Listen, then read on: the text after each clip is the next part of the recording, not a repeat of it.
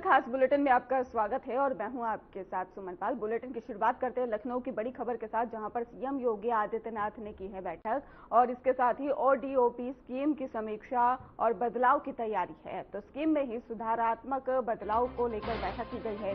योजना की प्रभावशीलता बढ़ाने पर भी विस्तृत चर्चा की गई है। तो बड़ी जानकारी आपको दे रहे हैं, जहां पर लखनऊ में मुख्यमंत्री योगी आदित्यनाथ ने अपने सरकारी आवास 5 कालिदास मार्ग पर एक महत्वपूर्ण बैठक की है। मुख्यमंत्री योगी आदित्यनाथ ने ही ओडीओपी स्कीम की समीक्षा करते हुए ही इसमें बड़े सुधारात्मक बदलाव की भी तैयारी शुरू कर दी है। ब्रांड यूपी की बढ़ती पहचान के साथ जल्द ही ओडीओपी 2.0 लॉन्च भी किया जाएगा। बेहतर परीक्षण, ऋण सुविधा विस्तार और इसके साथ ही डिजिटल रणनीति के जरिए निर्यात बढ़ाने पर भी जोर रहेगा। तो सरकार एक जनपद एक व्यंजन जैसी नई पहल भी शुरू करेगी। इसके साथ ही आपको बताते चले कि ओडीओपी के ही बताया जा रहा है कि आपको बताते चले कि सीएम ने ही अधिकारियों को साथ में विस्तृत समीक्षा की है और योजनाओं की प्रभावशीलता बढ़ाने के लिए भी आवश्यक सुधारों पर दिशा निर्देश भी दे दिए हैं। इसके साथ ही हमारे साथ यूपी से एडिटर आरसी भट्ट हमारे साथ जुड़ चुके हैं। आरसी भट्ट जी, पूरी अपडेट विस्तार से दीजिए। देखिए, one district one product ODOP योजना योगी सरकार की एक महत्वाकांक्षी योजना है कि हर जनपद में लघु उद्योग और मझोले उद्योग के माध्यम से लोगों को रोजगार मुहैया कराई जाए और लोगों को इससे जोड़ा जाए। इसके लिए सीएम उद्यमी कल्याण योजना भी शुरू की जा रही है, जिसमें 5 लाख तक लोन विदाउट ब्याज फ्री दिया जा रहा है और उसके साथ साथ उद्यमियों को जो है प्रशिक्षित किया जा रहा है सरकार द्वारा कि एक जिले में अगर एक उत्पाद वो बनाते हैं तो उनको सरकार लोन दे रही है। लोन के साथ साथ उनको प्रशिक्षण का भी काम करा रही है। ये सरकार ने ये लगातार इस दिशा में काम किया है और आज जिस तरह से प्रदेश में ओडीओपी में उत्साह दिखाई पड़ा है, जो लघु उद्यमी हैं उसको निश्चित लेकर इसमें और सुधार जिन्हें आज ओडीओपी को लेकर बैठक की है। अधिकारियों के संग उन्होंने विस्तृत चर्चा की है। बैठक में जो लघु उद्योग विभाग के मंत्री हैं वो राकेश सचान, उसके साथ साथ औद्योगिक विकास विभाग के अपर मुख्य सचिव आलोक कुमार, आईआईडीसी दीपक कुमार के साथ बहुत सारे अधिकारी प्रदेश सरकार के वहां मौजूद रहे उनके साथ में। और ये बैठक उनकी 5 कालिदास मार्ग जो उनका सरकारी निवास है वहां मुख्यमंत्री जी ने लिया है। उनकी यह ड्रीम प्रोजेक्ट है। उनकी कोशिश ये है कि रोजगार जो है, स्वतः रोजगार, अगर किसी को सरकारी नौकरी नहीं मिलती है, प्राइवेट सेक्टर में नहीं मिलती है, तो वो अपना रोजगार करे। 5 लाख रुपए जिस तरह से सरकार मुहैया करा रही है और उसके साथ साथ लोगों को जोड़ने का काम कर रही है। अब निश्चित रूप से इसमें बहुत सारे सुधार मुख्यमंत्री ने निर्देश किया है कि इसको करके बिल्कुल किया जाए। जी, अगर बात करें कारोबार की, तो जिस तरीके से कहा जा रहा है कि जो छोटे कारोबार अब शुरू करने जा रहे हैं, अपना स्टार्टअप शुरू करने के लिए जा रहे हैं, तो उनके लिए ये कितना लाभदायक होगा? बहुत लाभदायक होगा। निश्चित रूप से अगर आप देखें कि योजनाओं का लाभ अगर इस तरह से उद्यमियों को मिलेगा और उद्यमियों के लिए जिस तरह से 5 लाख रुपए का ऋण जो है बिना ब्याज का दिया जा रहा है और सब्सिडी भी दी जा रही है उसमें, तो ये बहुत बड़ा प्रयास है सरकार का कि उनको अपने पैरों पर खड़ा होने के लिए। और खासतौर पर ग्रामीण अंचलों में अगर देखा जाए तो छोटे छोटे उद्यमी अगर ग्राम स्तर पे, ब्लॉक स्तर पे, तहसील स्तर पर अपना कोई व्यवसाय करते हैं तो निश्चित रूप से सरकार इसमें ये जो ओडीओपी के माध्यम से ये इस चीज को बढ़ा रही है वो सराहनीय है। और मुख्यमंत्री ने आज उसी की समीक्षा बैठक की है और साथ साथ ये निर्देश दिए हैं कि इसमें और सुधार किए जाएं और तेजी लाई जाए। सबसे बड़ी बात यह है कि इसमें तेजी लाई जाए। जी बिल्कुल आरसी भट्ट जी, अगर रोजगार की बात करें तो इससे कारोबारियों जो है उनके साथ लोग भी जुड़ेंगे जिनको रोजगार भी मिलने जा रहा है।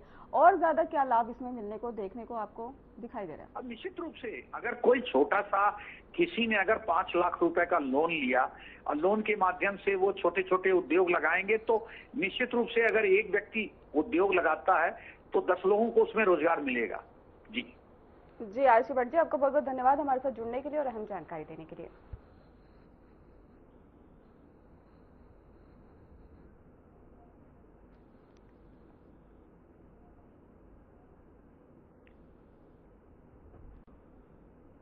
प्रदेश कैबिनेट मंत्री स्वतंत्र देव सिंह ने बड़ा बयान देते हुए कह दिया है कि बीजेपी सत्ता में आती है, गरीबों की सेवा करती है। हमारे लिए राजनीति व्यापार नहीं बल्कि मिशन है। उन्होंने आगे कहा है कि 2027 के विधानसभा चुनाव में बीजेपी एक तरफा जीत दर्ज करेगी और प्रदेश में अब अराजकता का भी नामो निशान नहीं रहेगा। स्वतंत्र देव सिंह के इस बयान ने प्रदेश की राजनीति सरगर्मियों को और ज्यादा तेज कर दिया है। उनका साफ तौर पर कहना है कि जनता अब विकास और स्थिरता की ही राजनीति चाहती है और बीजेपी इसी एजेंडे के साथ कार्य कर रही है।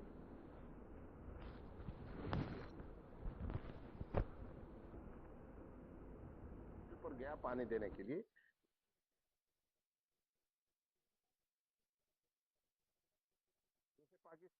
तरफा रहेगा कोई, क्योंकि हम गरीबों की सेवा करते हैं। राजनीति मेरा व्यापार नहीं, राजनीति मेरा मिशन है।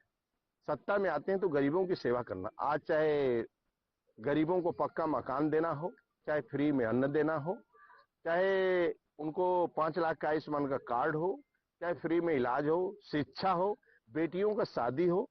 और सबसे बड़ी बात है कि अराजकता समाप्त हुआ है।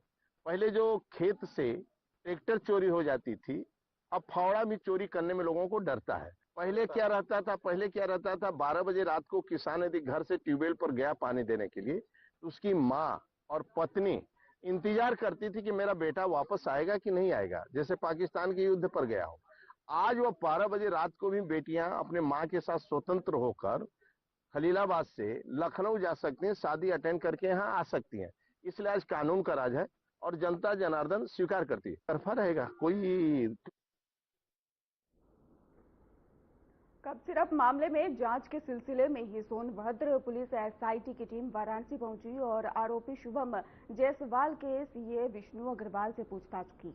आपको बता दें कि एसआईटी टीम पिछले 3 घंटे से ही विष्णु अग्रवाल से मामले में जुड़े तथ्यों की जानकारी ली है और इससे पहले ही सोनभद्र पुलिस ने ही आरोपी शुभम जायसवाल के पिता भोला जायसवाल को ही कोलकाता एयरपोर्ट से गिरफ्तार किया था। गिरफ्तारी के बाद ही भोला अग्रवाल से पूछताछ की गई और उसके बाद ही एसआईटी की टीम वाराणसी सीए के घर पे पहुंच के जांच के लिए पहुंची हुई थी। और सोनभद्र पुलिस के अनुसार यह भी बताया गया है कि कप सिरप मामले में ही आरोपियों की तलाश और सबूत जुटाने का काम जारी है। एसआईटी टीम आरोपियों और उनके सहयोगियों के सभी संपर्कों की पड़ताल कर रही है।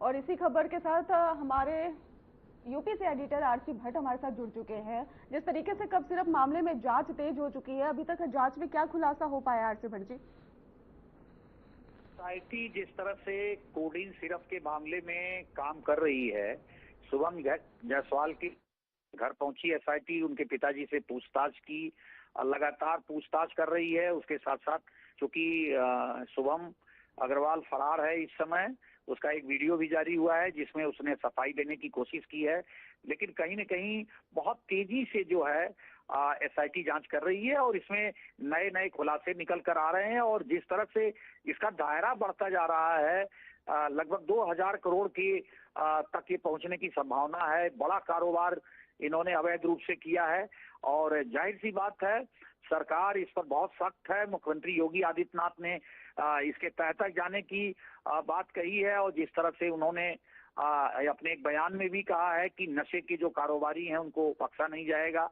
और जाहिर सी बात है एसआईटी अपना काम कर रही है और इसमें नए नए खुलासे हो रहे हैं। और जिस तरह से इसमें पूर्वांचल के एक बड़े माफिया का नाम भी आ रहा है जो संरक्षण दाता के रूप में लगातार, निश्चित रूप से पुलिस वहां तक भी पहुंचेगी। एसआईटी की टीम अपना काम कर रही है और इसमें तमाम जो लोग हैं, कई लोगों की गिरफ्तारियां इसमें हो चुकी हैं, कुछ लोग फरार हैं और उसको लेकर लगातार एसआईटी अपना दबाव बना रही है और इसके तह तक जाने की कोशिश कर रही है। और खासतौर पे इसकी जांच एक अन्य तरफ ईडी की भी कर रही है। ईडी ने भी इसमें नोटिस जारी किया है, उन लोगों को बुलाया है, उसके साथ साथ रिकॉर्ड्स मांगे हैं, 10 साल के फर्मों के रिकॉर्ड्स मांगे हैं, खातों के रिकॉर्ड्स मांगे हैं। तो निश्चित रूप से उत्तर प्रदेश का एक बड़ा घोटाला जिस तरह से कोडीन सिरप का निकल कर आने वाला है। जी बिल्कुल आरसी भट्ट जी, अगर पूरे मामले पे एक नजर डालें तो अगर बताना चाहे तो आप किस तरीके से पूरे मामले को ब्रीफ करके बताइए थोड़ा सा। देखिए सुमन, ये बड़ा ऑर्गेनाइज तरीके से प्रदेश में जिस तरह से जो कप सिरप है, कोडीन कप सिरप, ये इसकी बांग्लादेश सप्लाई होती थी और ये अगस्त माह में जो है इसका खुलासा जो है मैंने अपने सोशल मीडिया के माध्यम से कर दिया था, लेकिन सरकार ने उस समय ध्यान नहीं दिया। और मैंने जब बताया कि बड़े पैमाने पे उत्तर प्रदेश से बांग्लादेश में कोडीन कफ सिरप की ड्रग्स की तस्करी होती है, लेकिन सरकार ने उस समय ध्यान नहीं दिया। लेकिन धीरे धीरे जब परतें खुलने लगी और मीडिया और सोशल मीडिया के माध्यम से बहुत सारी चीजें जब आने लगी, तो ये लोगों को पता चला कि ये जौनपुर से, ये गैंग जौनपुर टू बनारस से ऑपरेट होती है और इसमें एसटीएफ का एक बर्खास्त सिपाही इसमें एक मुख्य भूमिका निभाता है। इसमें कई सफेद पोश लोग जुड़े हुए हैं और इस सिरप की सप्लाई जो यहाँ 140 रुपए में मिलती है, वो बांग्लादेश में जाके 600 रुपए में बिकती है। तो यह एक बड़ा जो है अवैध रूप से पैसा कमाने का तरीका इन्होंने निकाला था। और निश्चित रूप से ये बहुत ही कहा जाए कि प्रदेश का एक बड़ा घोटाला है और इसमें अब गिरफ्त में काफी लोग आ गए हैं। लगभग आधा दर्जन से अधिक लोग पुलिस कस्टडी में है, हिरासत में है, उनको कोर्ट में पेश किया गया है। उसके साथ साथ कई लोगों से पूछताछ चल रही है।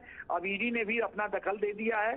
तो निश्चित रूप से अब आगे ये देखना है, धीरे धीरे परत दर परत इसकी खुलती जाएगी और कौन कौन लोग इसमें इन्वॉल्व हैं, कौन कौन लोग संरक्षणदाता हैं। मैं यही जानना चाह रही थी कि ये गिरोह जो है कब से सक्रिय नजर आया है, इसके बारे में अभी तक कुछ साफ हो पाया है फिलहाल? सुमन, ये काफी सालों से ये सक्रिय है और इससे उन्होंने अवैध कमाई से अकूत संपत्तियां बनाई हैं और ये विगत कई वर्षों से लगातार ये काम कर रहे हैं और इसमें प्रदेश के कई सफेद पोश लोग इसको संरक्षण देते हैं। दुबई में इन्होंने अपना बड़ा कारोबार बनाया है उस अवैध कमाई से। तो इन तमाम चीजों पर जो है उत्तर प्रदेश की एसआईटी की निगाह होगी और निगाह है वो अपना जांच करेगी। उसके साथ साथ ईडी भी अपना अलग तरीके से जांच कर रही है। अब देखना यह है कि आगे क्या क्या खुलासे होते हैं। बिल्कुल आरसी भट्ट जी, अगर जांच की बात की जाए, क्योंकि ये गिरोह काफी समय से बताया जा रहा है सक्रिय है, लेकिन जांच एजेंसियां जो है अभी तक इनके पास नहीं पहुंच पाई है, क्या उनकी लापरवाही रही है इसके पीछे? नहीं, देखिए, जानकारी सबसे बड़ी चीज होती है।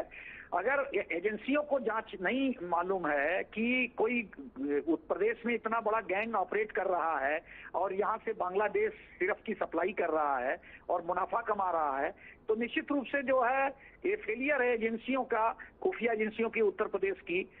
सरकार को ध्यान देना चाहिए, मीडिया की बातों का संज्ञान लेना चाहिए, लेकिन कहीं न कहीं सरकार इस पर पीछे रह गई और आज इस प्रदेश में एक बड़ा घोटाला निकल कर आया है। जी, फिलहाल अभी तक किसी की गिरफ्तारी इसमें हो पाई है पूरे मामले पे आरसी जी? आधा दर्जन लोग लगभग गिरफ्तार हुए हैं और बाकी लोगों से इनकी पूछताछ चल रही है और एसआईटी लगातार, आज भी उसने कई घंटे पूछताछ की है, कल भी किया है। लगातार वो एसआईटी अपना काम कर रही है, लेकिन साथ साथ ईडी काम कर रही है। ईडी भी अपना 10 साल का रिकॉर्ड उसने मांगा है सभी फर्मों का। इनकी सारी फर्मों पे जिस पे कारोबार हुआ है उस फर्मों की पूरी जांच जो है उसने आगे बढ़ाया है और उसकी डिटेल्स मांगी है। एसआईटी भी यही काम कर रही है। तो निश्चित रूप से आगे ये देखना है कि अब क्या क्या और निकल के आता है। लेकिन ये जाहिर सी बात है सुमन कि इसमें सफेद पोश लोगों का हाथ है जिन्होंने इसको संरक्षण दिया और उसमें उसको पूर्वांचल का इसमें एक बड़े माफिया का नाम आ रहा है। जो इसमें जो लोग ये व्यापार करने वाले लोग हैं, सप्लायर हैं, उनके ऊपर उसका संरक्षण दाता के रूप में उसका नाम आ रहा है और निश्चित रूप से एसआईटी उससे भी पूछताछ आगे कर सकती है। बिल्कुल आरसी भट्ट जी, जल्द ही पूरे मामले का खुलासा हो जाएगा। आप लगातार हमारे साथ बने रहिएगा और आगे भी अपडेट देते रहिएगा। फिलहाल के लिए आपका बहुत बहुत धन्यवाद हमारे साथ जुड़ने के लिए। आजमगढ़ जिले में ड्रग इंस्पेक्टर ने पुलिस को तहरीर देकर बताया है कि दीदारगंज थाना क्षेत्र के जेठारी नवे निवासी बताया जा रहा है दीपेंद्र सिंह की ही मॉन्टरिंगगंज का ही बंद गांव में एएस फॉर्मी नामक मेडिकल स्टोर है और इसके साथ ही आपको बताते चले कि बस्ती और जौनपुर की फार्मोस में ही कोडिन कफ सिरप की कुल 3,28,000 बोतलें खरीदी थी और इसके साथ ही 28 नवंबर को निरीक्षण के दौरान ही दुकान बंद मिली। पूछताछ पर ही मकान मालिक ने बताया है कि 1 साल पहले ही दुकान छोड़ दी गई थी और इसके बाद जांच टीम भी लगातार जुटी हुई है मामले में। हमारी मांग सरकार से है कि सरकार जो ऑनलाइन अटेंडेंस हम लोगों की लगवाने जा रही है वो अव्यवहारिक है, क्योंकि हम लोगों को एक साथ कई ग्राम पंचायतों में काम करना पड़ता है, जिससे हम लोग एक साथ यहाँ वहाँ जाते रहते हैं, तो हम लोग ऑनलाइन अटेंडेंस कैसे लगाएंगे। दूसरी हम लोगों की मांग ये है कि हमें दूसरे विभागों के काम जो रोज दिए जाते हैं वो ना दिए जाएं। हम अपने विभाग का काम सुचारू रूप से कर सके, इसके लिए धरना है।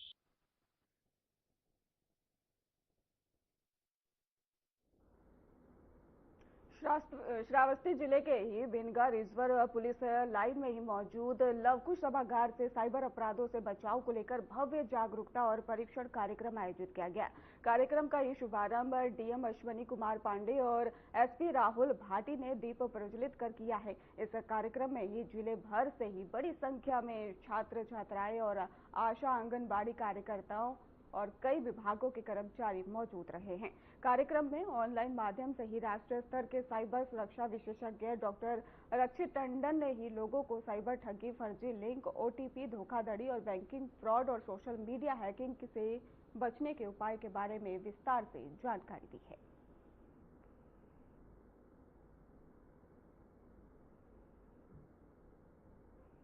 सभी लोग मोबाइल के और सोशल मीडिया से जुड़े हुए हैं। हमारे जीवन का एक अभिन्न अंग बन चुका है। जो हमारा समाज है उसमें सोशल मीडिया भी हमारा समाज का एक अभिन्न हिस्सा बन चुका है। इससे हम सीखते हैं, इससे हम जानकारी प्राप्त करते हैं और इसी कारण हम इससे विभिन्न क्राइम से भी हम ससेप्टिबल होते जा रहे हैं। तो मेरा आप सभी से ये अनुरोध रहेगा कि जो भी यहाँ पे स्पेशलिस्ट द्वारा जो आपको बातें बताई गई हैं उसका हम पालन करें, क्योंकि इस क्राइम जगत में सतर्कता ही हमारे लिए जरूरी है। हमें सतर्क रहना है, अपने को, अपने परिवार को, अपने बच्चों को, अपने माता पिता को, सबको इससे बचाना है, क्योंकि न केवल फाइनेंशियल क्राइम, अलग अलग तरह के विभिन्न तरह के क्राइम इसमें किए जाते हैं। हमारे पुलिस लाइन सभागार में एक बहुत ही बृहद साइबर सुरक्षा और साइबर जागरूकता का एक कार्यक्रम आयोजित किया जा रहा है, जिसमें देश के विभिन्न कोनों से साइबर एक्सपर्ट्स हमारे साथ ऑनलाइन माध्यम से जुड़े हैं। कुछ हमारे पुलिस के साइबर एक्सपर्ट्स हैं जो यहाँ मौजूद रहकर हमारे पुलिस कर्मियों को और जनपद के सभी नागरिकों को जागरूक करेंगे और अन्य महत्वपूर्ण चीज़ों के बारे में बताएंगे। और सेकंड सेशन में हमारे एक्सपर्ट्स द्वारा जो पुलिस विभाग के जो हमारे विवेचक हैं और एसएचओज हैं, एसओ हैं और हमारे जो राजपत्रित अधिकारी हैं, उन सभी को जागरूक किया जाएगा और जो विवेचना के संबंध में जो एसओपी होती है और महत्वपूर्ण चीजें होती है उनके बारे में जागरूक किया जाएगा तथा बताया जाएगा किस प्रकार से हम सभी द्वारा इन अपराधों और इन चुनौतियों से बचा जा सके।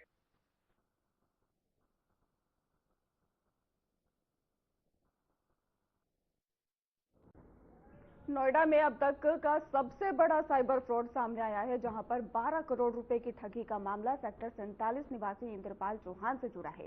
जानकारी के अनुसार इंद्रपाल चौहान को ही व्हाट्सएप पर कयारा शर्मा नाम की प्रोफाइल से संदेश आया और महिला ने बातचीत शुरू कर निवेश के लिए उकसाया और उसने आपको बताते चले कि उन्हें 2 व्हाट्सएप ग्रुप में भी जोड़ दिया गया था उनके द्वारा और ग्रुप में नकली प्रॉफिट स्क्रीन भी दिखाकर भरोसा दिलाया गया कि एक प्रमाणिक शेयर ट्रेडिंग प्लेटफॉर्म है और शुरुआत में पीड़ित ने 50,000 रुपए निवेश किए, लेकिन 17 दिनों में नो ट्रांजैक्शन में ही कुल 11.99 करोड़ रुपए ठगों के कई खातों में ट्रांसफर कर दिए गए।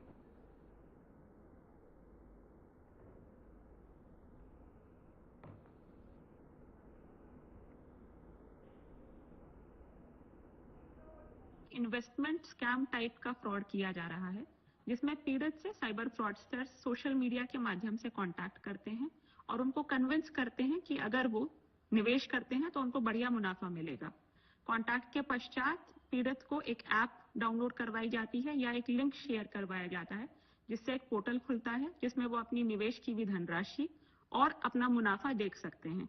जब पीड़ित विड्रॉ करने की कोशिश करता है तो उनको छोटा अमाउंट विड्रॉ करने दिया जाता है, जिससे वो कन्विंस हो जाता है कि उनका वाकई में निवेश हो रहा है और मुनाफा हो रहा है। पीड़ित को अलग अलग अकाउंट्स दिए जाते हैं जिसमें वो धनराशि डालते हैं। ये अकाउंट्स जेन्युइन नहीं होते, जबकि म्यूल अकाउंट्स होते हैं जिनमें साइबर ठगी की धनराशि जा रही होती है। इसी तरीके का एक प्रकरण गौतम बुद्ध नगर में सामने आया है, जिसमें एक पीड़ित के साथ 12 करोड़ की साइबर ठगी हुई है। तो अगर आप निवेश कर रहे हैं किसी जेन्युइन कंपनी के साथ, तो आप उसी के अकाउंट में पैसे डाल रहे होंगे। अगर अलग अलग अकाउंट्स अलग अलग नाम से आपको प्रोवाइड किए जा रहे हैं तो एक ये रेड फ्लैग है, जिससे आप समझ सकते हैं कि ये साइबर ठगों को पैसा जा रहा है और जेन्युइन कंपनी को नहीं। सतर्क रहें, सुरक्षित रहें। देवरिया पुलिस और एसओजी टीम ने संयुक्त कार्रवाई करते हुए एक बड़े फर्जी टेलीफोन एक्सचेंज रैकेट का खुलासा किया है। गिरोह अंतर्राष्ट्रीय कॉल को ही लोकल कॉल में बदलकर सरकार को लाखों रुपए के राजस्व नुकसान की चपत लगा रहा था। पुलिस ने इस धंधे को ही चलाने वाले युवक तेज नारायण सिंह को ही गिरफ्तार कर लिया है, जो देवरिया के राम गुलाब टोला इलाका में ही इस अवैध कारोबार को संचालित करता था। पुलिस के अनुसार ही लंबे समय से सूचना मिल रही थी कि एक गिरोह विदेशों से ही आने वाली कॉल को अपने प्राइवेट एक्सचेंज के जरिए भारतीय नंबरों पर ट्रांसफर कर रहा है। इसी आधार पर पुलिस ने छापेमारी की और फर्जी टेलीफोन एक्सचेंज को पकड़ा है।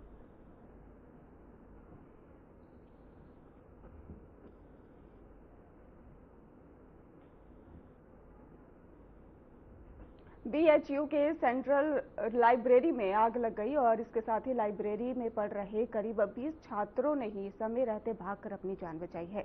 कर्मचारियों ने तत्परता ही दिखाते हुए अलार्म बजते ही आग बुझाने का प्रयास किया। लगभग आधे घंटे की कड़ी मशक्कत के बाद ही आपको बताते चले कि आग पर काबू पाया गया और आग लगने का कारण अभी स्पष्ट नहीं हो पाया है। मामले की जांच बीएचयू प्रशासन द्वारा की जा रही है।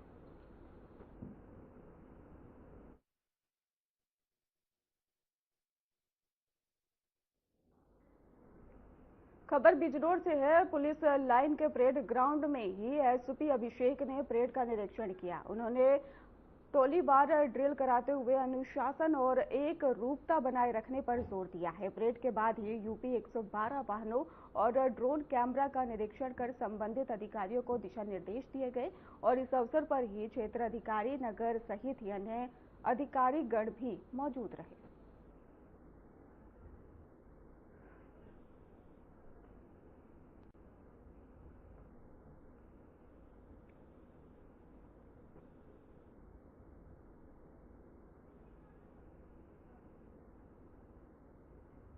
फिलहाल खास बुलेटिन में बस इतना ही। आगे की खबरों के लिए आप देखते रहिए हमारा चैनल। धन्यवाद।